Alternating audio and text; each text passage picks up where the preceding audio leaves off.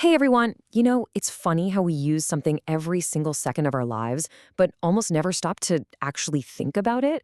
I'm talking about time. Today, we're going to go right back to the beginning and break down how we measure and make sense of it all. So let's jump in. It really all boils down to this one simple, but honestly, pretty huge question. How do we even track time? How do you take this abstract idea that's always moving forward and give it some kind of structure? Well, that's exactly what we're going to figure out. So, long before we had smartwatches or digital clocks or even a grandfather clock, humanity had a way to tell time. And it was the biggest, most reliable clock you could possibly imagine. The planet itself. Think about it. This is as basic as it gets. The simple change from a bright sunny day to a dark night was our original clock. This natural rhythm was the first way we ever divided up our time. It told our ancestors when it was time to work and when it was time to rest. And you can see how that ancient rhythm still shapes our lives today. We're active during the day, right? We play, we eat. And then, as it gets dark, we start to wind down, maybe read a story and go to sleep. It's this predictable sequence that gives our entire day its fundamental structure. Okay, so day and night, that's a great start. But, just knowing if it's light or dark outside isn't quite enough for the world we live in. So we had to get clever. We invented tools to chop up time into smaller, much more useful pieces. And that brings us to our first major tool, the big picture one, the calendar.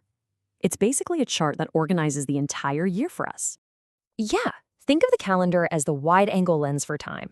It lets us zoom out and see the whole year unfold. It helps us plan for big events, see when holidays are coming, and just generally understand where we are in a much bigger cycle than just one single day. And then, of course, we need to zoom way in. And for that, we have the clock, a machine with a very specific, very important job, telling us the hour. The clock gives us precision. It's what allows us to coordinate with each other.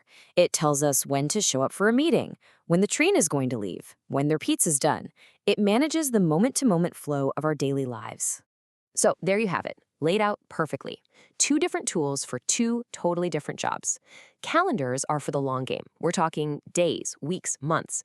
Clocks are for the short game, all about the hours taking by in a single day. They work together to give our lives a sense of order. All right, so we've got our tools to measure time. And now the really cool part begins. We can start arranging events in order. We can actually start to tell stories with time. And the tool for that job is the timeline. It's such a simple but brilliant idea, right? It just shows you the sequence of events. And the rule is super easy. You always read it from left to right, starting with the earliest thing that happened and moving to the latest. And this is a perfect example. See how we start over on the left with President's Day in February?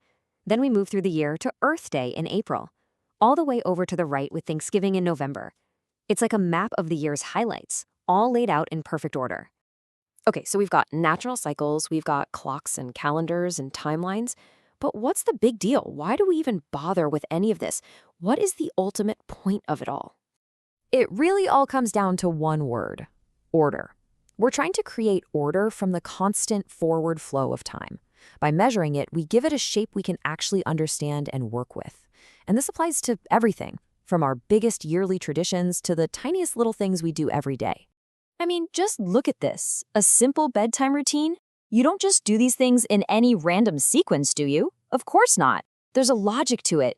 You probably put your pajamas on, then maybe have a bath, brush your teeth, and then finally read a book. See? Each step follows the last. It's a little mini timeline that we live out every single night. So we literally build our entire lives around measuring seconds, days, and years. But I want to leave you with one final kind of mind-bending question to think about.